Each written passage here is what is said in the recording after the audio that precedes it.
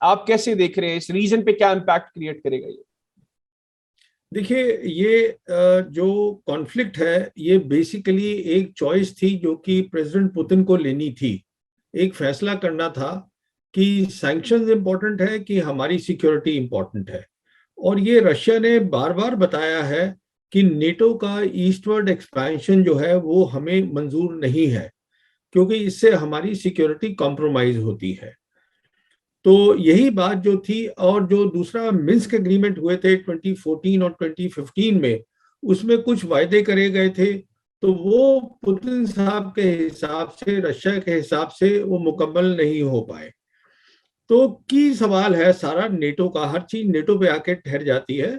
तो यूक्रेन बहुत कीन है कि वो नेटो का मेंबर बन जाए, और हम जैसे जानते हैं 2021 के अंदर उनको हथियार दिए गए थे। नेटो के मेंबर तो वो नहीं है, पर उनको हथियार मिले हैं कुछ नेटो कंट्रीज से। कुछ एक्सरसाइजेज की बात हुई है कि हम जॉइंट एक्सरसाइजेज करेंगे। तो ये एक फैसला लेना था। और फिर वो जो उनका डॉनबास रीजन है, उसके अंदर बहुत ज्यादा जो है वो अशांति फैली हुई है उस एरिया के अंदर, क्योंकि उसमें रेबल्स की फाइटिंग चल रही है। वो दो मिन्स्क एग्रीमेंट के बाद भी वहां शांति नहीं आ पाई। तो इश्यूज काफी हैं यहाँ पर इन्वॉल्व। की इशू है, जो मेन मुद्दा है वो है नेटो का एक्सपेंशन। तो उन्होंने आज फैसला ले लिया, कल फैसला ले लिया उन्होंने। जी। सबसे पहले जो है वो इंडिपेंडेंस उनको स्टेट बना दिया। दोनों जो ब्रेक अवे प्रोविंस थी, उन्होंने उसको मान लिया कि these are independent states now, Russia ने। उसके बाद इन्होंने ये यूक्रेन के ऊपर जो है अपना अटैक कर दिया है। अब इसका असर क्या होगा? देखिए, इसके असर दो बड़े बड़े होंगे। इसका पहला असर तो यूरोपियन सिक्योरिटी पर होगा। बिल्कुल ठीक। ये सबसे बड़ा असर है। यूरोपियन सिक्योरिटी अब जो है, जहां तक अमेरिका तक का ताल्लुक है, अमेरिका कोशिश ये कर रहा है कि जो नेटो है, नेटो की आइडेंटिटी या नेटो का जो काम है वो बरकरार रहे।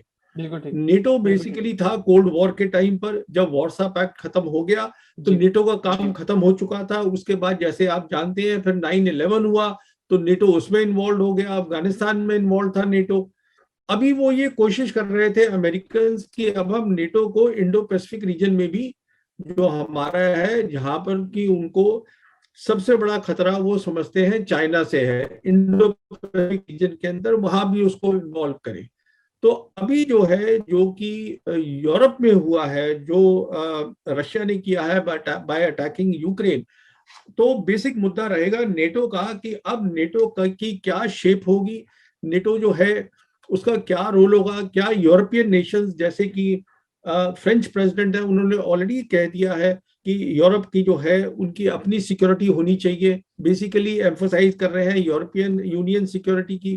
तो की रोल ये है, नंबर वन, अभी जो बाइडेन एडमिनिस्ट्रेशन है, जिनका पूरा फोकस होना चाहिए था इंडो पैसिफिक पर, जी। क्योंकि वो समझते हैं कि चाइना उनका मेन जो है वो राइवल होगा इस सेंचुरी के अंदर।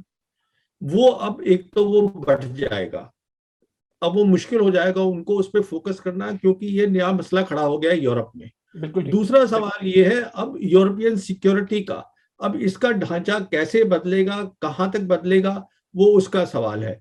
तीसरा, ये एक बहुत क्लियर मैसेज दे दिया है पुतिन ने कि वो जो है, जो भी उनकी टेरिटरीज हैं, और जो चाइना ने भी सपोर्ट किया है, चाइना ने टेरिटोरियल इंटीग्रिटी और सॉवरेनिटी रशिया की सपोर्ट करी है, तो वो उन्होंने कह दिया कि उसके ऊपर हम कॉम्प्रोमाइज बिल्कुल नहीं करेंगे। तो ये तीन बेसिक मुद्दे जो है, जो वहां से निकल के आते हैं, इसका सीधा असर जो है वो इंडो पैसिफिक रीजन पे पड़ेगा। बिल्कुल जी। ठीक। अच्छा प्रवीण साहब, मुझे ये भी बताइएगा, अभी प्राइम मिनिस्टर इमरान खान साहब ने इस क्रूशल टाइम पर रशिया का दौरा किया, और हम देख रहे हैं कि भारत में इस दौरे को बहुत अच्छे से इसके हवाले से बातें नहीं हो रही, क्योंकि हमने कल जनरल राज कादियान से भी बात की। उन्होंने कहा कि मेरी पर्सनल राय ये है कि अगर इस रीजन में ममालिक के आपस की ताल्लुकात बेहतर होते तो ये अच्छी चीज़ है, लेकिन अगर हम भारतीय मीडिया की बात करें और वहां पर जो एक्सपर्ट्स बात कर रहे हैं वो बिल्कुल मुख्तलिफ राय दे रहे हैं, और उनसे ऐसे जैसे ये चीज़ हजम नहीं हो रही। तो आप क्या समझते हैं, एक तो पाकिस्तान और रशिया के क्लोज टाइज का इस रीजन को क्या फायदा होगा, और दूसरा क्यों भारत के अंदर इसको वेलकम नहीं किया जा रहा? देखिए, पहली बात तो यह है टाइमिंग का। ये काफी बातचीत हो रही है कि इमरान खान जो है ऐसे टाइम पर क्यों थे रशिया के अंदर जबकि रशियंस ने अटैक किया है। तो मेरे ख्याल में ये कोई नेगेटिव बात नहीं है, ये पॉजिटिव बात है कि अगर वो थे। क्यों पॉजिटिव है? क्योंकि वो एक, आज पाकिस्तान जो एशिया पैसिफिक स्ट्रेटजी है चाइना की, जिसमें कि रशिया भी इन्वॉल्व है पूरी तरीके से, वो उसका एक बहुत खास पिवट है, एक बहुत खास मेंबर है एशिया पैसिफिक स्ट्रेटजी का चाइना की, जो कि बेसिकली डिपेंड करती है on belt and road initiative. उसका एक बहुत इंपॉर्टेंट मेंबर है। तो अभी वो मिले भी थे, शी जिनपिंग को मिले हैं विंटर ओलंपिक्स में बीजिंग में। तो ऐसा तो है नहीं कि पाकिस्तान को बिल्कुल पता नहीं होगा कि ऐसा कुछ होने वाला है। वो मैं क्यों कह रहा हूं, उसका कारण ये है कि मैं समझता हूं कि जब हमने, हिंदुस्तान ने जम्मू और कश्मीर का स्टेटस चेंज किया था, उसके बाद चाइना और पाकिस्तान बहुत ज्यादा एक दूसरे से सलाह करते हैं। तो पुतिन साहब ने पक्का शी को बताया होगा कि मैं ऐसा कुछ करने जा रहा हूं, क्योंकि उनको चाइना की सपोर्ट चाहिए। और चाइना ने उसको ना हिंट दी हो पाकिस्तान को, ये मैं समझता हूँ थोड़ा नामुमकिन है। और इमरान साहब का वहां होना बिल्कुल ठीक है, उसमें कोई हर्ज नहीं है उनका वहां होना, क्योंकि उनका 2 दिन का जो विजिट थी वो कामयाब रही है मेरे हिसाब से। वो प्रेसिडेंट को मिले हैं, प्रेसिडेंट से बात हुई है, बहुत सारे इश्यूज उन्होंने रेज करे हैं, रीजनल सिक्योरिटी की बात करी है, एनर्जी की बात करी है। फिर उन्होंने वहां पे जो आपके बिजनेस के लोग हैं रशिया के, वो बिजनेस बढ़ाना चाहते हैं, वो तारिक साहब उनके कोई दोस्त हैं जिसको उन्होंने एक गो बिटवीन बनाया है, जो उन्होंने बोला है पब्लिकली कि हम जो एरियाज हैं वो भी उन्होंने बताए हैं कि देखिए हम एग्रीकल्चर है, फार्मा फार्मा है, एनर्जी सेक्टर है, साइबर आईटी है, मिलिट्री टेक्नोलॉजी है, हम इन एरियाज में करना। मेरे ख्याल में एक बहुत कामयाब थी विजिट, एक कामयाब विजिट थी। और क्योंकि वो, he is on the right side of what is happening today in the Asia Pacific strategy, तो उनका, he is part of that group. Pakistan today is part of this group, Russia, China and Pakistan. तो connectivity जो है वो बढ़ानी बहुत जरूरी है पाकिस्तान के लिए, रशिया समझता है, क्योंकि पाकिस्तान का कनेक्टिविटी का एक खास रास्ता है जो वो अफगानिस्तान के थ्रू जाता है, अफगानिस्तान से central Asian Republic, central Asian Republic से रशिया। तो ये मैं समझता हूं कि एक बहुत ही अच्छी विजिट थी आफ्टर 1999 जब नवाज शरीफ गए थे। क्यों उससे बेहतर थी? क्योंकि इस बार जो है आपकी जो नेशनल सिक्योरिटी पॉलिसी अभी आपने रिलीज करी है, उसमें बड़ा साफ हो जाता है कि प्राइम मिनिस्टर, सिविल गवर्नमेंट और जो आर्मी है वो दे आर अलाइंड, वो एक ही पेज पर है इस मामले में। तो मैं इसको एक कामयाब विजिट समझता हूँ। बिल्कुल ठीक सर। आखिर में अफगानिस्तान की बात करें, एक तो इस दौरे में भी प्राइम मिनिस्टर ने प्रेसिडेंट पुतिन से बात की अफगानिस्तान के हवाले से। दूसरा, प्राइम मिनिस्टर ने क्लियर किया अपने बेशतर इंटरव्यूज के अंदर कि खित्ते के दीगर ममालिक के साथ हम अफगानिस्तान के अंदर तालिबान की हुकूमत को तस्लीम करेंगे। तो भारत की आप स्ट्रेटेजी इस हवाले से क्या? तो देखिए, ऐसा है कि सब रीजनल कंट्रीज को तो एक्सेप्ट करना ही चाहिए। जो पाकिस्तान की पोजीशन है वो बिल्कुल सही पोजीशन है, और वही पोजीशन चाइना की भी है, वही पोजीशन रशिया की भी है, वही पोजीशन ईरान की भी है। अब मेन बात यह है कि अभी अफगानिस्तान के अंदर स्टेबिलिटी आने की जरूरत है, वो नहीं आ पा रही है। वहां पर एक बड़ा मेजर ह्यूमैनिटेरियन क्राइसिस आ गया है, और उनके बहुत सारे अकाउंट्स जो है वो दे हैव बीन फ्रोजन, वो जो अभी तक अनफ्रीज नहीं हो पा रहे हैं। तो बेसिकली जब तक ये ह्यूमैनिटेरियन क्राइसिस और ये सब खत्म नहीं होगा तो रिकॉग्नाइज करना सब रीजनल पार्टीज को मुश्किल है। और Pakistan is central to all this. Pakistan directly affected है, जो कि इंडिया अफेक्टेड नहीं है इससे। अफगानिस्तान में पाकिस्तान को नुकसान भी है, फायदा भी है। फायदा यह है कि अगर वहां स्टेबिलिटी आ जाती है तो सबसे ज्यादा फायदा पाकिस्तान को होगा, कनेक्टिविटी मिल जाएगी। नुकसान ये है अगर ह्यूमैनिटेरियन क्राइसिस बढ़ती है तो उसका सारा बोझ जो है वो पाकिस्तान पे सबसे ज्यादा आता है। तो इसलिए मैं समझता हूं कि जो पोजीशन ली है प्राइम मिनिस्टर ने पाकिस्तान की, वो बिल्कुल सही पोजीशन है और यही होनी चाहिए। इंडिया का इसमें कोई खास रोल है नहीं। आप कैसे देख रहे हैं इस रीजन पे, क्या इम्पैक्ट क्रिएट करेगा ये? देखिए, ये जो कॉन्फ्लिक्ट है ये बेसिकली एक चॉइस थी जो कि प्रेसिडेंट पुतिन को लेनी थी। एक फैसला करना था कि सैंक्शंस इंपॉर्टेंट है कि हमारी सिक्योरिटी इंपॉर्टेंट है। और ये रशिया ने बार बार बताया है कि नेटो का ईस्टवर्ड एक्सपेंशन जो है वो हमें मंजूर नहीं है, क्योंकि इससे हमारी सिक्योरिटी कॉम्प्रोमाइज होती है। तो यही बात जो थी, और जो दूसरा मिन्स्क एग्रीमेंट हुए थे 2014 और 2015 में, उसमें कुछ वायदे करे गए थे, तो वो पुतिन साहब के हिसाब से, रशिया के हिसाब से वो मुकम्मल नहीं हो पाए। तो की सवाल है सारा नेटो का, हर चीज नेटो पे आके ठहर जाती है। तो यूक्रेन बहुत कीन है कि वो नेटो का मेंबर बन जाए, और हम जैसे जानते हैं 2021 के अंदर उनको हथियार दिए गए थे। नेटो के मेंबर तो वो नहीं है, पर उनको हथियार मिले हैं कुछ नेटो कंट्रीज से। कुछ एक्सरसाइजेज की बात हुई है कि हम जॉइंट एक्सरसाइजेज करेंगे। तो ये एक फैसला लेना था। और फिर वो जो उनका डॉनबास रीजन है, उसके अंदर बहुत ज्यादा जो है वो अशांति फैली हुई है उस एरिया के अंदर, क्योंकि उसमें रेबल्स की फाइटिंग चल रही है। वो दो मिन्स्क एग्रीमेंट के बाद भी वहां शांति नहीं आ पाई। तो इश्यूज काफी है यहाँ पर इन्वॉल्व। की इशू है, जो मेन मुद्दा है वो है नेटो का एक्सपेंशन। तो उन्होंने आज फैसला ले लिया, कल फैसला ले लिया उन्होंने। जी सबसे पहले जो है वो इंडिपेंडेंस उनको स्टेट बना दिया। दोनों जो ब्रेक अवे प्रोविंस थी, उन्होंने उसको मान लिया कि these are independent states now, Russia ने। उसके बाद इन्होंने ये यूक्रेन के ऊपर जो है अपना अटैक कर दिया है।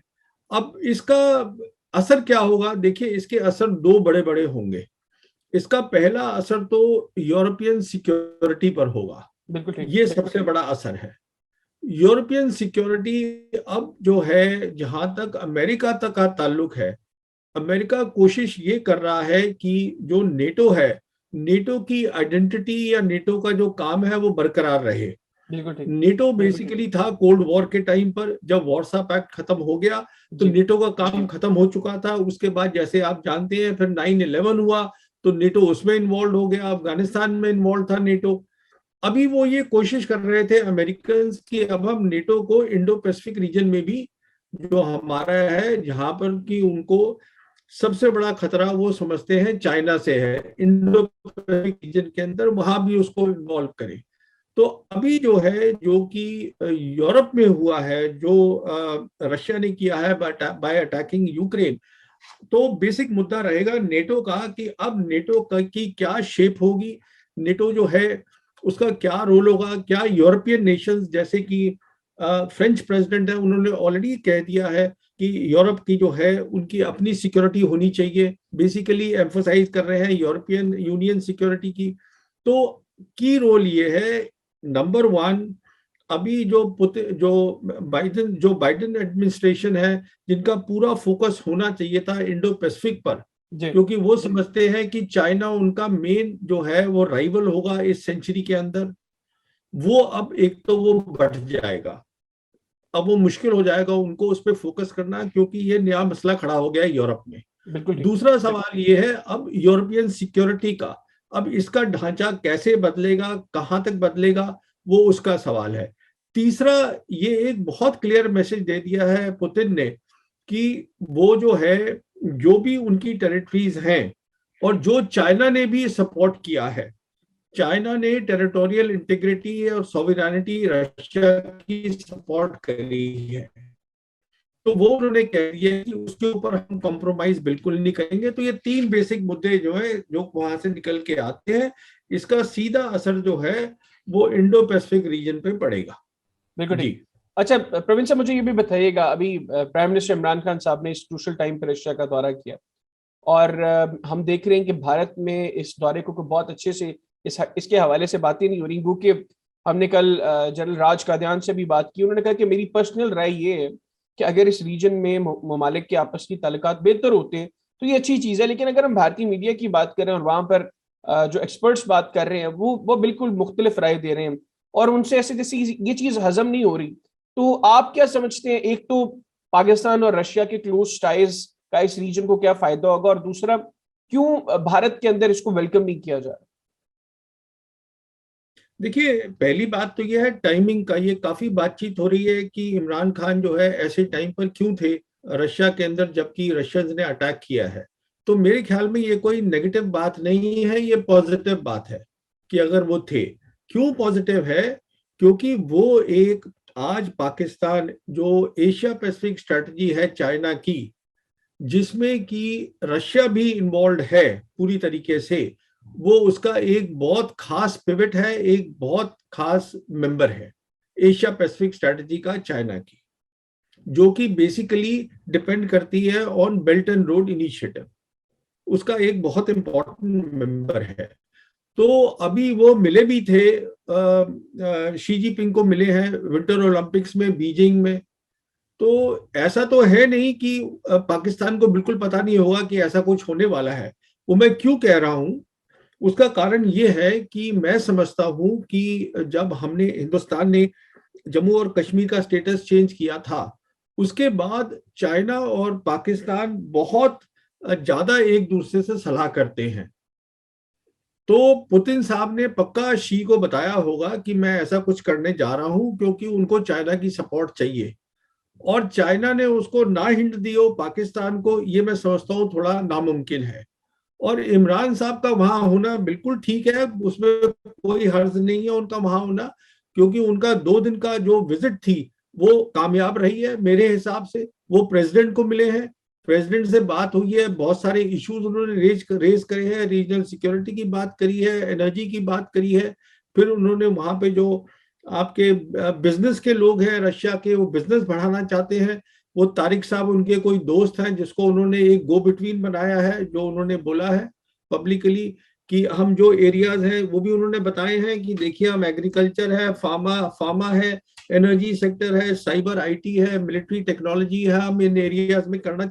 मेरे ख्याल में एक बहुत कामयाब थी विजिट, एक कामयाब विजिट थी। और क्योंकि वो, he is on the right side of what is happening today in the Asia Pacific strategy, तो उनका, he is part of that group. Pakistan today is part of this group, Russia, China and Pakistan. तो connectivity जो है वो बढ़ानी बहुत जरूरी है पाकिस्तान के लिए, रशिया समझता है, क्योंकि पाकिस्तान का कनेक्टिविटी का एक खास रास्ता है जो वो अफगानिस्तान के थ्रू जाता है, अफगानिस्तान से central Asian Republic, central Asian Republic से रशिया। तो ये मैं समझता हूं कि एक बहुत ही अच्छी विजिट थी आफ्टर 1999 जब नवाज शरीफ गए थे। क्यों उससे बेहतर थी? क्योंकि इस बार जो है आपकी जो नेशनल सिक्योरिटी पॉलिसी अभी आपने रिलीज करी है, उसमें बड़ा साफ हो जाता है कि प्राइम मिनिस्टर, सिविल गवर्नमेंट और जो आर्मी है वो दे आर अलाइंड, वो एक ही पेज पर है इस मामले में। तो मैं इसको एक कामयाब विजिट समझता हूँ। बिल्कुल ठीक सर। आखिर में अफगानिस्तान की बात करें, एक तो इस दौरे में भी प्राइम मिनिस्टर ने प्रेसिडेंट पुतिन से बात की अफगानिस्तान के हवाले से। दूसरा, प्राइम मिनिस्टर ने क्लियर किया अपने विशेष इंटरव्यूज के अंदर कि खित्ते के दीगर ममालिक के साथ हम अफगानिस्तान के अंदर तालिबान की हुकूमत को तस्लीम करेंगे।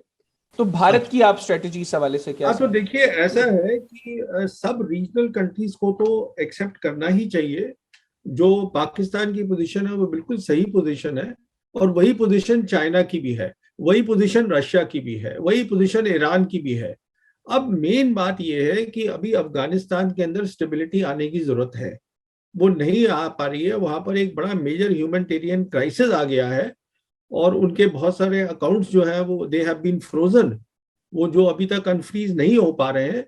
तो बेसिकली जब तक ये ह्यूमैनिटेरियन क्राइसिस और ये सब खत्म नहीं होगा तो रिकॉग्नाइज करना सब रीजनल पार्टीज को मुश्किल है। और Pakistan is central to all this. Pakistan directly affected है, जो कि इंडिया अफेक्टेड नहीं है इससे। अफगानिस्तान में पाकिस्तान को नुकसान भी है, फायदा भी है। फायदा यह है कि अगर वहां स्टेबिलिटी आ जाती है तो सबसे ज्यादा फायदा पाकिस्तान को होगा, कनेक्टिविटी मिल जाएगी। नुकसान ये है अगर ह्यूमैनिटेरियन क्राइसिस बढ़ती है तो उसका सारा बोझ जो है वो पाकिस्तान पे सबसे ज्यादा आता है। तो इसलिए मैं समझता हूं कि जो पोजीशन ली है प्राइम मिनिस्टर ने पाकिस्तान की, वो बिल्कुल सही पोजीशन है और यही होनी चाहिए। इंडिया का इसमें कोई खास रोल है नहीं।